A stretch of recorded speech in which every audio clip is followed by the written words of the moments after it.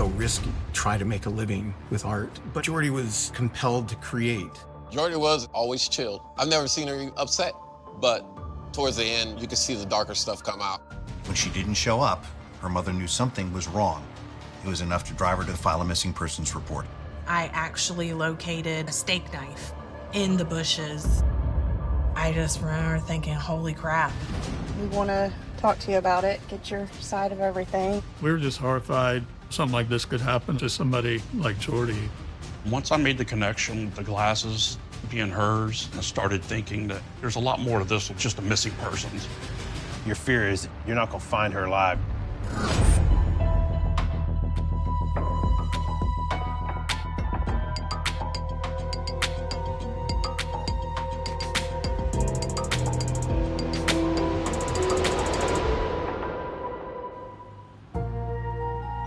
Spring 2016, St. Augustine, Florida. A picturesque seaside town with a thriving art community. Jordy Hudson is in her element, fresh off a successful art show. She stood out from everybody else. She was always into what her passion was, art. Me liking art and her being an artist, I kind of looked up to Jordy. Always nice, genuine person. Way chill, way mellow. Her work was different than most anything I'd ever seen. It was very visceral. Jordy put her heart and soul into it. It was real, and it was genuine and original. Jordy came from a family of artists, and from an early age had a strong persona. She was just one of those people that just was very confrontational. It was evident in her personality, it was evident in her art. She was tattooed, she was real punk looking. She was always on the fringe. She was always out to make a statement. A leader, never a follower. In 1985, at just 15 years old, Jordy attends the University of North Carolina School of the Arts. After that, the School of the Museum of Arts in Boston. And by her early 20s, her art is exhibited in galleries across the country. It is so risky to try to make a living with art. But Jordy was compelled to create. But Jordy's success is not without its struggles. Jordy had meningitis, and possibly as far back as her college days. She had issues of lightheadedness. She had some serious muscular problems to the point where she literally could not walk or talk. Jordy was sick for a long time. I knew that she was on some type of medication. In 2012, when Jordy is 42, she moves from Milledgeville, Georgia, to an apartment in St. Augustine, Florida, to be closer to her mother, Judy. Jordy's mother was a big support for her. Her mother was her caretaker, driving her around and handling her medications, which were numerous. St. Augustine turns out to be the perfect place for Jordy to continue working on her art. It literally is an artist's hangout. It has quite a vibe to it. St. Augustine's always been a pretty artsy town. Way back when, there was a kind of a big hippie scene. In late summer 2012, Jordy's success hits a setback after her health takes a near fatal turn. She could not speak that clearly. She talked about having had dizzy spells. She was having to use a cane at some point, so she was having a very difficult time with this meningitis. Her illness brought out some rawness, some real heart, real emotion in her artwork. She put her illness into her work. You could see the darker stuff come out, and it stuck out. And I believe that's because of her illness. Jordy only mentioned her illness 1 or 2 times throughout the time I knew her. She wouldn't let that hold her down. I just think that her having this fatal disease couldn't help but influence her. I own a gallery called Space 8 here in St. Augustine, and I gave Jordy her show in 2012. That whole exhibition was under the context of her dying soon, like very soon. In advance of the show, we always get media coverage, and at the time, there's a publication called Folio magazine. They were sent to cover her and talk about her art. Very first meeting, Jordy was one of those people that was memorable in so many ways. I photographed Jordy at her studio. She was in bad shape. They're not pleasant, happy photos. She was in a difficult time of her life, so we tried to reflect that. This cover shot, I didn't direct her. She was so good in front of the camera, and she would just bare her soul to me. She was a dream subject, somebody that wears their feelings on their sleeve out for all to see. She had a teardrop tattoo under one eye. That was the only tear that could come out of that eye because she had no more tear duct. Just sad. It's so striking that it was hard to take a photo that didn't mean something when you take a photo of Jordy. She was a very genuine and heartfelt person. When I was leaving, she said she wanted to give me a gift. She insisted that I take this medallion and do treasure it still. This issue of Folio Weekly is released in November 2012. Jordy's friends and family believe this will be her final art show. Because we got so much press and because the story was so unique and compelling, it drew a big crowd.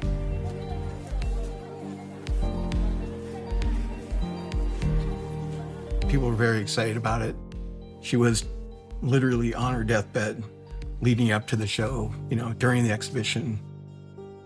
And I think it was just really emotional for her to get the acknowledgement for her art, not her, illness. And soon, perhaps motivated by the show and the feature, Jordy's health improves.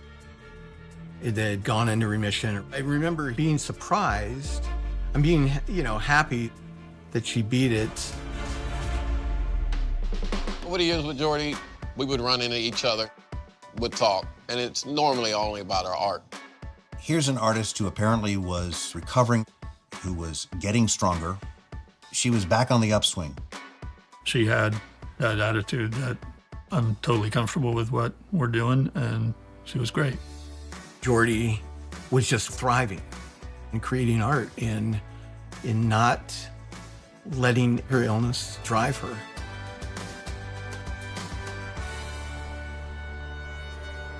On Monday, April 11th, 2016, Jordy doesn't show up for her weekly visit with her mother, Judy. That causes Judy to become concerned. Jordy Hudson would stop by her mother's place on a regular basis to pick up a stipend for rent or for food. When she didn't show up, her mother knew something was wrong. When 3 days go by with no word from Jordy, Judy contacts the St. Augustine police. At first, we weren't really concerned. We get calls all the time. My wife didn't show back up home. She hasn't been home all weekend, and come Monday, she shows back up because she's, been out partying.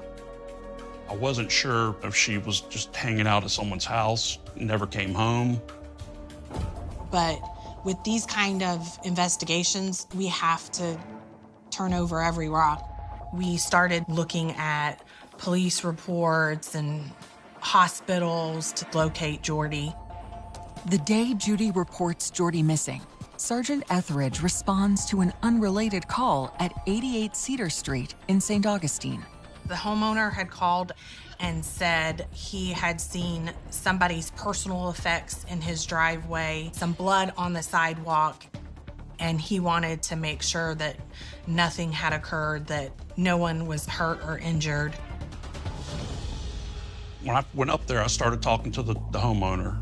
He showed me a pair of glasses, and where the blood drops were, they were right on the edge of out by the road on the driveway, close to the fence. Took, some samples for evidence, just in case something came up of it at a later time. I went and collected the pair of glasses and brought it back to the police department. When he returns, Sergeant Etheridge continues reviewing Jordy's case and makes a disturbing connection thanks to the photo of Jordy that Judy had given to the police department. The photo she provided had Jordy in dark frame glasses. I scrutinized the photos a little bit more. I was able to see the hinge on the glasses detailed, and I compared them to what I had in my hand. And It was a dead ringer for the glasses in her photo. Once I made the connection with the glasses being hers, I started thinking there's a lot more to this than just a missing persons. We're thinking maybe she had gotten into a scuffle, something like that had possibly occurred. Investigators worked to identify Jordy's final moments. I watched the video surveillance. I knew she was definitely with somebody that night, and that was our first break. Last time I saw her was when she walked out the door. No idea that would have been the last time. And using every tool in their arsenal, they focus on finding answers. There was video surveillance directly in the area where the blood was located. How did we get so lucky? It was when we showed her the picture, and she realized that we knew what we were talking about and that she needed to fess up.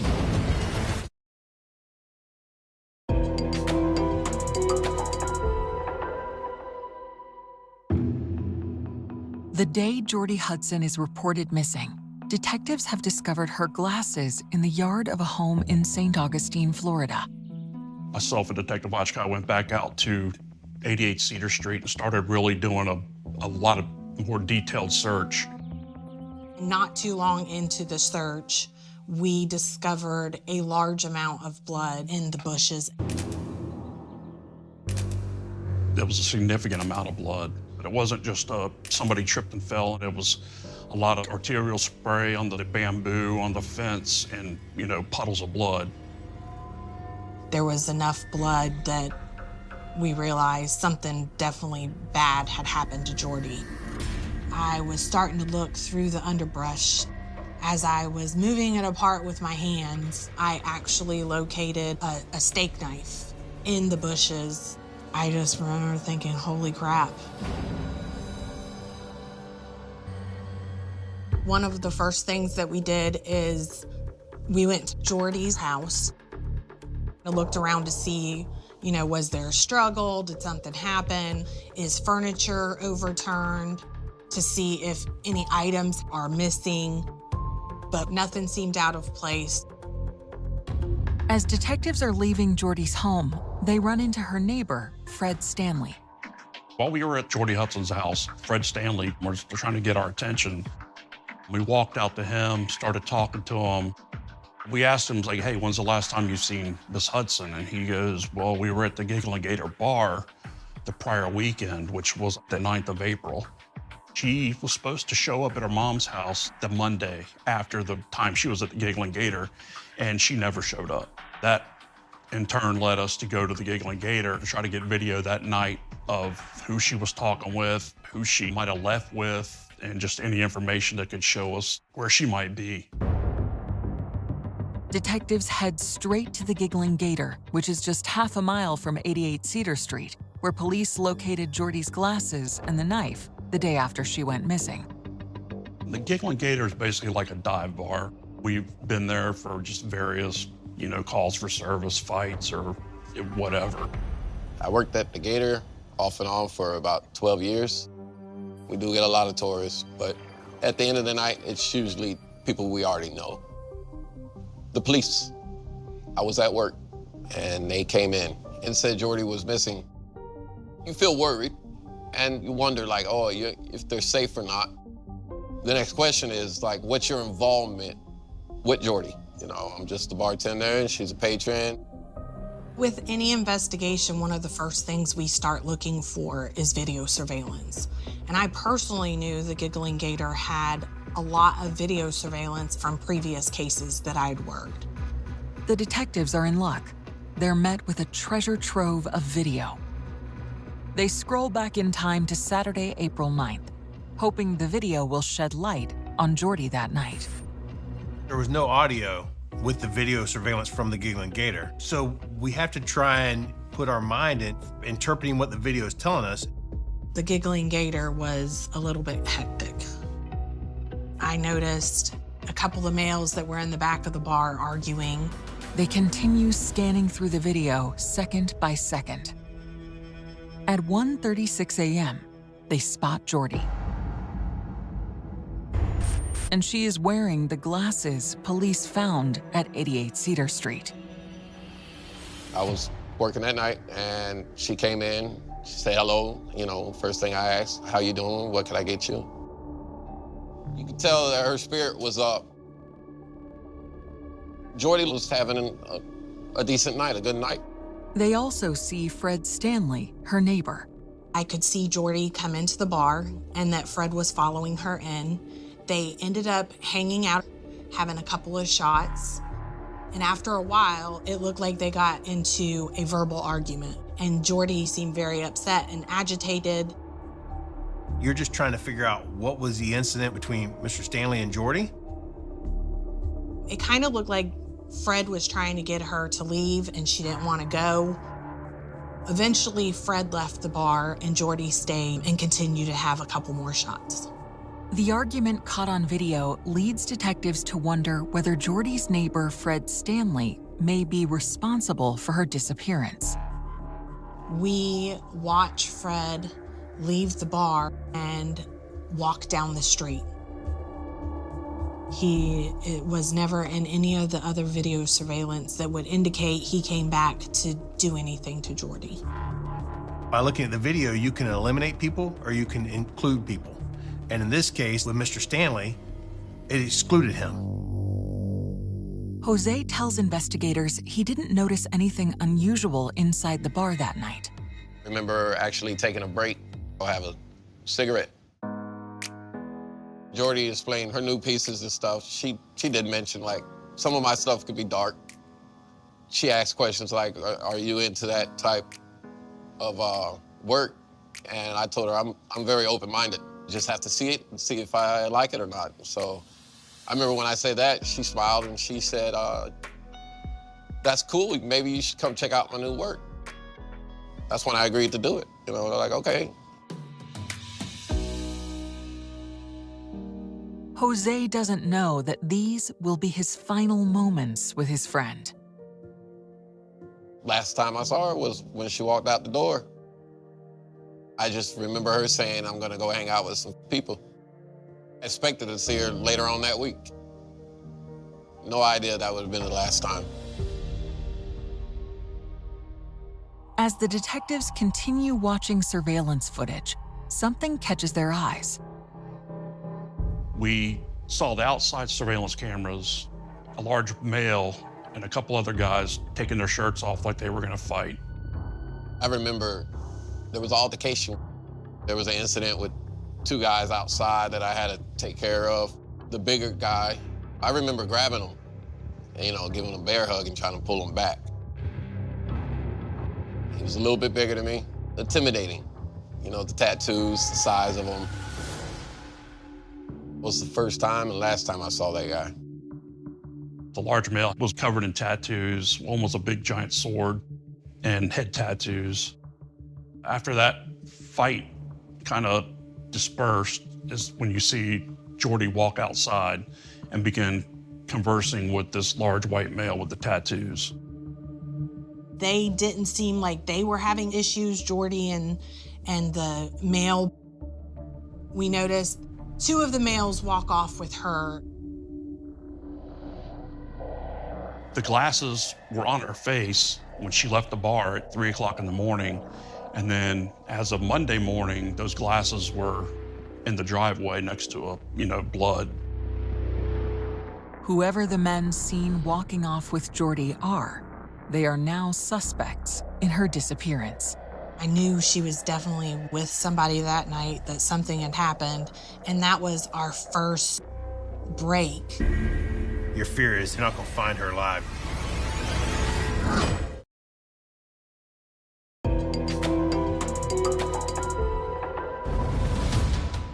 On April 15th, 2016, a day after Jordy Hudson's mother reported her missing, investigators have found surveillance video of her leaving the Giggling Gator bar with two unidentified men. We saw the outside surveillance cameras and we saw her leaving with those two individuals. Watching the video surveillance, I knew Jordy, but nobody else had a name. I had no clue how we were gonna figure that out. It's during the time that I'm watching the video surveillance that one of the bartenders says he recognizes one of the males and knows his name, Trinity Boykin. Trinity had gotten into the fight with the man that Jordy had left with. Trinity was not a suspect only because we saw Trinity leave, and he didn't leave with Jordy. So when the bartender told me that he knew Trinity Boykin from the video surveillance, that was my first clue that, okay, maybe he can have some other names for the other subjects. My goal at that point was to get him in to talk to him. When I ran Trinity through our police database, I had his information, his telephone number. Detective Ochkai contacts Trinity and asks him to come in the following day for an interview. So when Trinity comes in for the interview, we told him, you're possibly a witness and we just want to know the information that you know. He tells me that he had a history with Harry, which was the guy's name that he gave us. Trinity does not know Harry's last name. He tells me that they ended up arguing over an ex of Harry's that Trinity was now friends with. Trinity didn't like the way that Harry had treated her, and so it came to blows outside. But he says, you know, I left and I haven't seen Harry since. So at that point, we just start figuring out a way we can find Harry. This is somebody that we needed to track down and talk to. As they work on identifying Harry, investigators are also trying to learn more about Jordy's movements on the night she disappeared. At this point, we decide to look to see if we could find more video surveillance of Jordy after she left the Giggling Gator. We weren't sure where they went, but we had some idea because the investigators had found blood on the scene on Cedar Street. We hit every road and house in that neighborhood looking for video to see if we can see them. There's a lot of bed and breakfasts back there because there's some historic homes. If you had a B&B, you certainly would have had some security. One of the Airbnbs had a pretty good video surveillance system that had night vision that was pointed pretty much directly in the area where the blood was located. We were like, how did we get so lucky? Investigators immediately begin reviewing the footage, hoping it will show what happened to Jordy on the night of April 9th. It's very time-consuming because you're watching the video frame by frame, minute by minute, the same time as it's actually live. You don't want to speed through it because you could miss something. Though the footage is grainy, they spot two individuals walking down Cedar Street at nearly 3 a.m., shortly after Jordy left the Giggling Gator. When we picked them up on video, that third subject was no longer with them, and it would just appear to be Jordy and this large white male with tattoos on Cedar Street. Two people got to one spot. You can clearly see them walking down the street. You're like, okay, this is going to get me somewhere good. We're getting closer to finding out what happened on Cedar Street. They're talking, and then at one point, they were walking down into more shadows across the street where we located the blood. And now they look agitated. They look upset. They look like they're arguing. The headlights of an oncoming car illuminate what happens next. You see what appears to be an upward motion with the male's hands as if he's stabbing the female. And the next thing you see is she's on the ground and he's dragging her body into the driveway.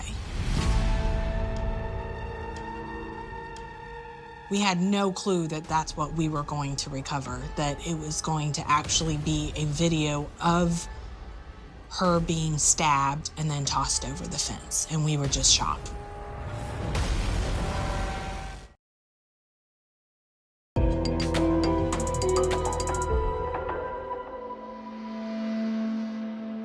Detectives in St. Augustine, Florida have uncovered home security video that captures Jordy Hudson's horrific final moments. I watched that video, and you can see him pick her up and throw her on the ground several times. And then finally, at one point, he picks her up and throws her over a little white picket fence and just walks away. Like nothing had happened.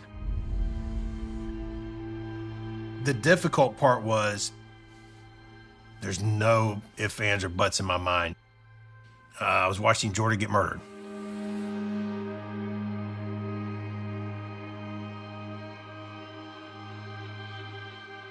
The police, they came and said Jordy had been murdered. That'll hit you hard. You'll stand back and look at it. I can't imagine it.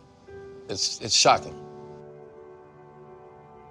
I felt sad about her, losing her, knowing that I'm probably one of the last people to talk to Jordy. It made me think, okay, this is the last place she was at. What happened to her? Could I had maybe 5 more minutes of conversation? Could I had changed the whole night? That runs through my mind, what could I have done for this been prevented? Well, everybody was shocked that could happen here. We were just horrified trying to figure out how something like this could happen, especially to somebody, like Jordy. I mean, it's unthinkable that somebody could do that to somebody that's so vulnerable.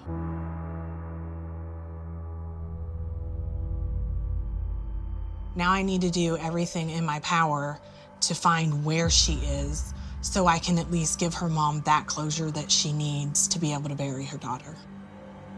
Despite the poor quality of the video, police are able to determine the man who killed Jordy is the same tattooed man who was seen leaving the bar with her.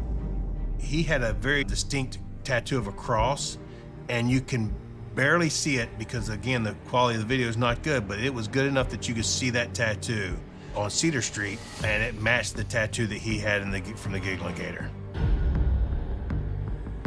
Detectives have only been able to identify the suspect as Harry and have no way to track him down. They turn back to the surveillance to see if they've missed anything. At about 6:30 in the morning, we see a car pull up directly in front of 88 Cedar Street, and the back door opens up. 2 people exit the vehicle. Detectives recognize the first as Harry, but they can't identify the woman who is with him. We could tell that the female that was with him was very short. She did not appear to be taller than the car. You can tell that she's acting as the lookout. You could see Harry lift up what we believe was Jordy over the fence and put her in the back seat of the car. He gets back in the driver's seat. The female with him gets back in the passenger seat, and they drive off heading eastbound on Cedar Street. When the car leaves, as it drives by, you're doing everything you can to maybe get some identifiers to the vehicle. We could tell from the video that it was either dark blue in color, possibly black. As they're watching the video, one of the detectives states he believes the car is a Nissan Versa. We were like, there's no way. We can't figure that out just by a video. And he was like, I'm telling you right now, I recognize the taillights and the headlights. It's gonna be that car. If they can identify the owner of the vehicle, it could lead them to Harry. I'm trying to go frame by frame and get any information and get that tag number. We had a couple more tools in place that could enhance video, help us get that tag number. One of the guys that works there, he's great with video. He can do some stuff with video that's amazing. We aren't lucky enough. We were able to identify that tag number. At that point, they were able to identify the last name of somebody that owned a vehicle matching that description. We were able to pull up the license tag. The vehicle comes back to a woman named Judith Branson. A quick search reveals she has a son named Harry. Investigators now have their suspect's full name: Harry Branson. After we got the last name Branson, we were able to pull Harry's police record. And fortunately for us, when somebody goes to jail, they take pictures of all their tattoos. And the one tattoo that stood out with Harry's police record was a very big cross on the front of his chest and his skull tattoos on his head.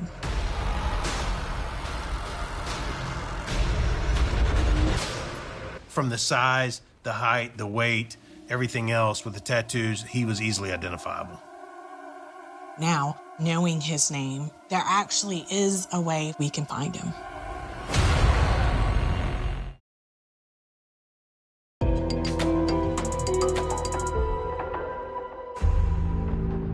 St. Augustine police identify Harry Branson as the suspect in the murder of Jordy Hudson.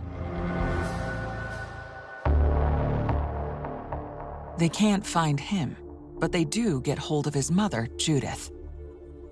She told us she knew nothing of what had occurred. She had woken up the next morning and her car was where it was supposed to be and she had gone to work. And all of us believed she didn't know what her son had done. Miss Branson wasn't aware that he had taken her car, and at first she's like, no, that's not him, because we showed her a picture of him. The large tattoos all over his body and the head tattoos. And eventually she's like, yeah, that's my son, Harry. And she agreed to let us go through her car to see if we could find any evidence. We opened up the doors and we saw a lot of reddish brown staining that appeared to be blood. At that point, we sealed the car up and it was transported to the evidence techs to go through and see if we can find anything. At that point, Branson knew we were onto him. He found out the police were talking to his mother, and he ran. Detectives believe their best lead to Harry may be the woman seen in the surveillance video with him, but they still have not been able to identify her. We started looking for females that he could be associated with. They discover police recently responded to a domestic dispute at Branson's residence. The victim in the report is his girlfriend, Christine Thomas. We discovered that Christine Thomas was very short. She was like 4'11", and she matches the height description when she was standing next to the car. So Christine's brought in for an interview. And your name? Christine. Christine. Do you know who I'm talking about when I say Harry? Harry Branson. Yeah. We have had an on-again, off-again relationship since I got here in January. Have you ever been to Cedar Street here in town? Do you know where Cedar Street is? No. I'm going to tell you that we have several videos from Cedar Street, or Friday night into Saturday morning, with a female that looks very similar. It's you. Okay. I want to know why I have you at Cedar Street on film. I don't even know where Cedar Street is. She definitely is not being cooperative. There were quite a few questions that she totally lied. That video shows you and Harry, okay, on Cedar Street. I don't know what you're talking about. I'm telling you, Saturday morning, we have several surveillance cameras. It's having to be pulled out of her instead of telling the truth. This is Jordy. Yeah, because I've never seen the lady in my life. It was when we showed her the picture of the Versa and her standing there next to it on the passenger side is when she realized that, you know, we knew what we were talking about and that she needed to fess up. Would you share with me what the first thing out of your mouth was when he called you?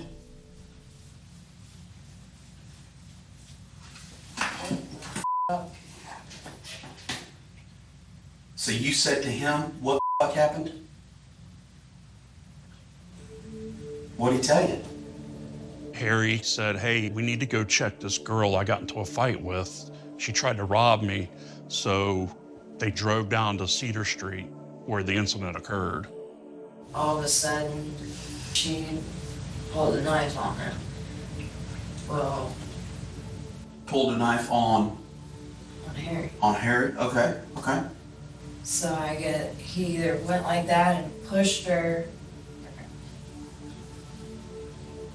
or whatever, and I guess she flew over a fence. Branson put Jordy's body in the back seat of their car. They drove out to County Road 13, and he ended up burying her body. On April 19th, 10 days after Jordy Hudson's final moments were caught on video, detectives arrest Christine Thomas. That same day, they finally tracked down Harry Branson. Branson had been on the run. He was hiding maybe a half a mile away in a little creek behind some people's houses. Lucky for us, we were able to get the U.S. Marshals involved, and they were able to get him in custody. On the way back to the station, Branson says he wants to talk. What happened? I about got in a fight at the Giggling Gator, and the people I was with took cabs and left. As an investigator, one of the greatest things that we can do with a suspect is let them talk. So instead of interrupting him, we let him tell his whole story, because eventually the evidence is going to prove otherwise. It was the girl and some guy. They said they was gonna give me a ride home. Okay. But we had to walk back through the neighborhood to go get the car. And next thing I know, we walk around the corner and both of them pull out knives on me. Started saying, "It's empty your pockets." He stated that to protect himself, he ended up killing her. He was scared, he was frightened, he didn't mean to do it. The guy hauled ass. Okay. He just dipped out. After Branson was completely finished with the story, the decision was made that we would let him know we had video surveillance. Once I told him we had video surveillance of the whole crime, he put his head down, closed his eyes, and sat there for a little bit. And then after a couple of minutes of sitting there, he looked up and said, "Okay, I'll tell you the whole story."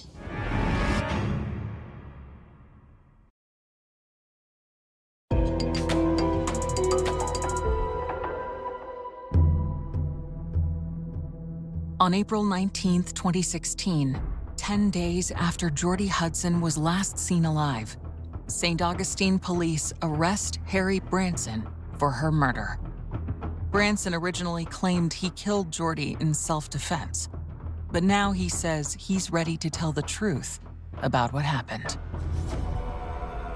We have the whole thing on video. So I'm gonna give you an opportunity to be 100% truthful with us. Branson told us that they had left the bar, that they had been hanging out and talking, and at some point, Jordy said something to make him mad. I don't even know what she had said, but I snapped. I completely lost it, and I don't know why or how. He punched her in the face. And his story was that at that time, Jordy pulled the steak knife from her purse and tried to attack him. She swung the knife at me, and I grabbed her hand and shoved it back at her, and it stabbed her in her throat. She was much smaller than him, so if he was trying to attack her, I don't know that that is wrong of her to pull a knife. She may have pulled a knife, but you can't tell that from the video. After his interview and him eventually telling us what had occurred, he agreed that he would give us the location of the body so that we could put Jordy to final rest.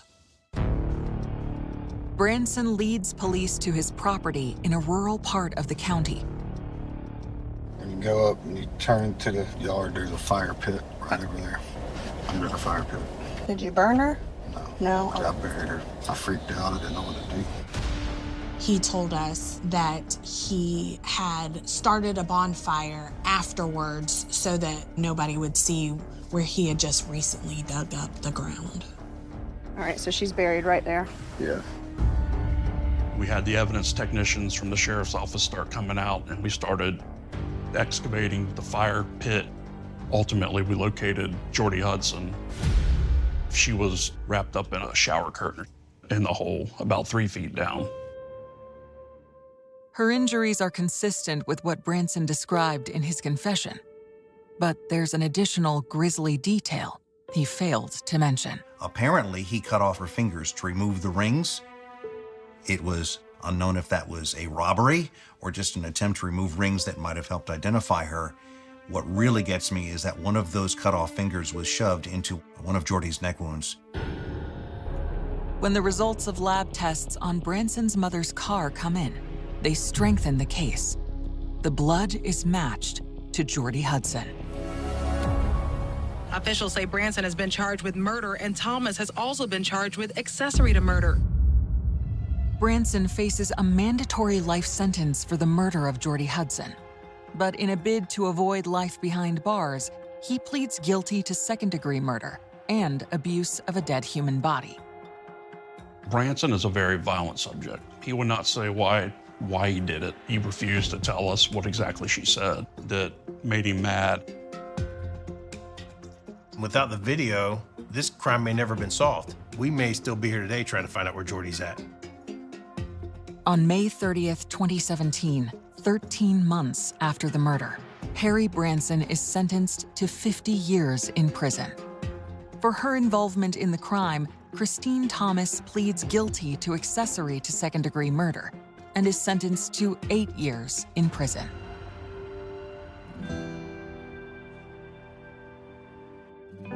The way she passed, that's just, nobody deserves what happened to her.